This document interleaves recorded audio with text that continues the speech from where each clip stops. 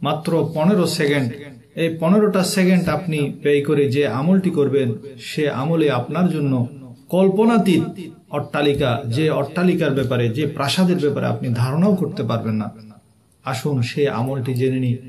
পবিত্র কোরআনের ছোট্ট একটি সূরা, সেই সূরাটি একবার পাঠ করলে সময় লাগে মাত্র 5 থেকে 7 সেকেন্ড, আর 3 বার পড়তে সময় লাগবে 15 সেকেন্ড। তো এই সূরাটি পড়লে কি হবে? এক খতম কোরআন শরীফ পাঠের সওয়াব পাওয়া যাবে। আবু সাঈদ খুদরি রাদিয়াল্লাহু তাআলা আনহু থেকে বর্ণিত, রাসূল করিম সাল্লাল্লাহু আলাইহি ওয়াসাল্লাম ইরশাদ করেন, ওই সত্তার কসম যার হাতে আমার জান, অবশ্যই একবার সূরা ইখলাস পাঠ করা পবিত্র কোরআনের 1/3 পাঠের সমান সওয়াব পাবে। এটি বুখারী শরীফের মধ্যে রয়েছে। আর 10 বার পাঠ করলে কি হবে? জান্নাতে একটি প্রাসাদ বানানো হবে পাঠকারীর জন্য। হাদিস শরীফে বর্ণিত আছে, যে ব্যক্তি 10 বার সূরা ইখলাস পাঠ করবে, আল্লাহ তাআলা তার জন্য জান্নাতে একটি অট্টালিকা নির্মাণ করবেন, যা আর যে 20 বার পড়বে তার জন্য 2টি, এবং 30 বার পাঠকারীর জন্য জান্নাতে 3টি অট্টালিকা নির্মাণ করবেন। তো ওমর ইবনুল খাত্তাব রাদিয়াল্লাহু তাআলা আনহু আরজ করলেন, ইয়া রাসূলুল্লাহ, তাহলে আমরা অনেক অনেক প্রাসাদ নির্মাণ করতে চাই। রাসূল সাল্লাল্লাহু আলাইহি ওয়াসাল্লাম বললেন, আল্লাহ তাআলা বেশি দান করবেন এবং উত্তম রূপে দান করবেন। এটি তাবরানী আওসাতের 281 নম্বর হাদিস। ফজিলতপূর্ণ ছোট্ট এই সূরাটি অবশ্যই আমরা পাঠ করব। কাজের ফাঁকে ফাঁকে, চলতে ফিরতে, গাড়িতে বসে, মোট কথা যখনই সময় পাবো তখনই বেশি বেশি পাঠ করব। বিসমিল্লাহির রহমানির রহিম।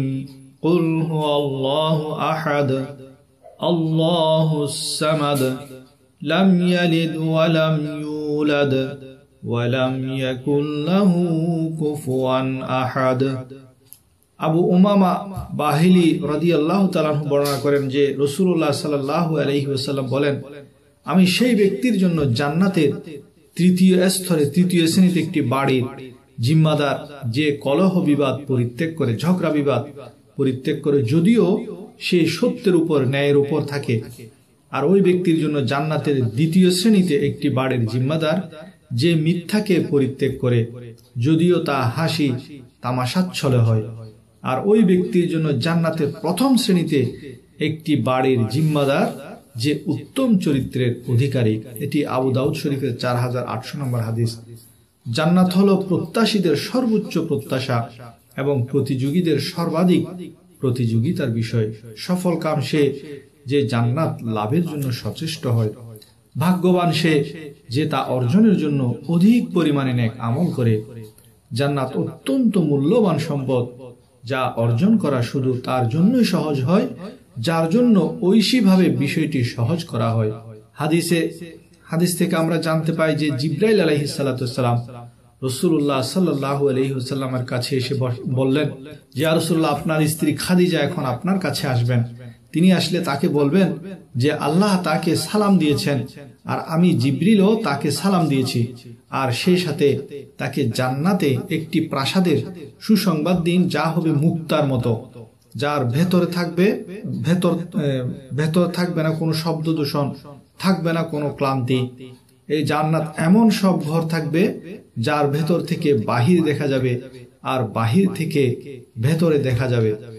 এটা কিভাবে সম্ভব আল্লাহই ভালো জানেন, কিন্তু জান্নাতের স্থাপত্য এই রকমই হবে যা আমরা কল্পনাও করতে পারি না। এক বেদুইন রাসূলুল্লাহ সাল্লাল্লাহু আলাইহি ওয়াসাল্লামকে জিজ্ঞেস করলো, ইয়া রাসূলুল্লাহ, এই যে জান্নাতের প্রাসাদ বলছেন, ভেতর থেকে বাইরে দেখা যাবে, বাইরে থেকে ভেতরে দেখা যাবে, তা কার জন্য? যখন দুনিয়াতে কোথাও আপনি একটি আলিশান বাড়ি দেখেন, আপনার মনে হয় এত সুন্দর বাড়িতে কে থাকে? এই বেদুইন তিনি যেন জান্নাতের বাড়ির সামনে নিজেকে দেখতে পাচ্ছিলেন। কাজে তার মনে প্রশ্ন জেগে উঠল, এই জান্নাতের প্রাসাদে কে থাকবে? তো কাজে বেদুইন প্রশ্ন করলেন। তখন রাসূলুল্লাহ সাল্লাল্লাহু আলাইহি ওয়াসাল্লাম বললেন, যারা সুন্দর কথা বলে, যারা গরিবদের খাবার দেয়, যারা রোজা রাখে, আর যারা রাতের সময়, এমন সময় নামাজ পড়ে যখন সবাই ঘুমায়, তাহাজ্জুদের নামাজ। এবং রাসূলুল্লাহ সাল্লাল্লাহু আলাইহি ওয়াসাল্লাম আরো বলেন, জান্নাতে মুক্তার মতো প্রাসাদ থাকবে, যার উচ্চতা হবে 30 মাইল, এবং তার প্রত্যেক কিনারে জান্নাতের একটি পরিবার থাকবে যা অন্যরা দেখতে পাবে না।